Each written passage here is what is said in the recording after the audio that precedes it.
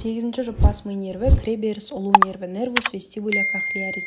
Бұл видеоны көрмес бұрын құлақтың құрылысы, онда дыбысты қабылдау процесі қалай жүретіндігі, нервтік импульстің пайда болуы туралы видеоны көріп алуға кеңес беремін. Қазір сілтемесін қалдырып кетемін. Енді кіреберіс ұлу нервіне тоқталайық. Ол екі түрлі жүйке талшықтарынан тұрады: ұлулық және вестибулярлық. Ұлулық талшықтарының жүру жолы ең алдымен ұлу денедегі рецепторлардың тітіркенуінен басталады. Осы рецепторлар тітіркеніп, ары қарай дендритке жалғасады. Ал дендриттер бірінші нейронға, спиральді ганглидегі тоқтайды. Осы бірінші нейроннан аксондар шығып, ұлулық нервті түседі. Ұлулық нерв ромб тәрізді шұңқырдағы ядроларға барады. Енді осы ядроларға тоқталайық. Дорсальды және вентральды ядроларды ажыратамыз. Бірінші дорсальды ядролар, осы жерде орналасқан дорсальды ядролардан шыққан аксондар милық жолақтарды түзеді. Бұл милық жолақтар ромб тәрізді шұңқырды 2-3 бұрышқа бөледі. Жоғарғы және төменгі бұрыштар. Ары қарай осы шыққан аксондар көпірдің ішіне кіреді. Міне мынау көпір. Көпірдің ішіндегі трапеция тәрізді денеге тоқтайды.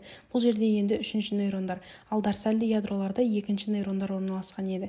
Енді вентральды ядроларға тоқталайық. Вентральды ядроларда да 2-ші нейрондар орналасады. Осы 2-ші нейроннан шыққан аксондар мен 3-ші нейроннан шыққан аксондар қосылады да латеральды ілмекті түзеді. Латеральды ілмектен естудің қыртысасты орталығына, медиалды енді денеге 4 төмпешіктің астыңғы төмпешігіне барады. Яғни ол ортаңғы мида орналасқан құрылым. Бұл бізде естудің қыртысасты орталығы болып табылады. Ары қарай бұл жоғары қарай көтеріліп, таламус арқылы естудің қыртыстық орталығына барады. Ол латеральды жүлгенің астында орналасқан кешле қатпары болып табылады. Енді вестибулярлық жүйке талшықтарынан тоқталайық. Ол статокинетикалық анализатор болып табылады.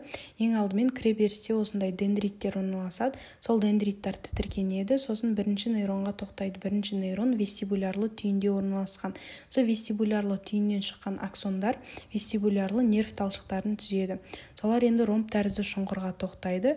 Ромб тәрізді шұңқырдағы ядрода 2-ші нейрондар орналасқан. Ол жерден аксондар шығып, таламусқа қарай барады. Таламуста 3-ші нейрон орналасады. Сол 3-ші нейроннан қыртыстық орталығына, яғни қыртыстық орталығы ми жартышарларының самай бөлігінде 4-ші нейронда орналасады екен. Сосын тағы бір жолы бар. Ол ромб тәрізді шұңқырдан ары қарай миышыққа баратын жолы. Миышықта 2-ші нейрон орналасады.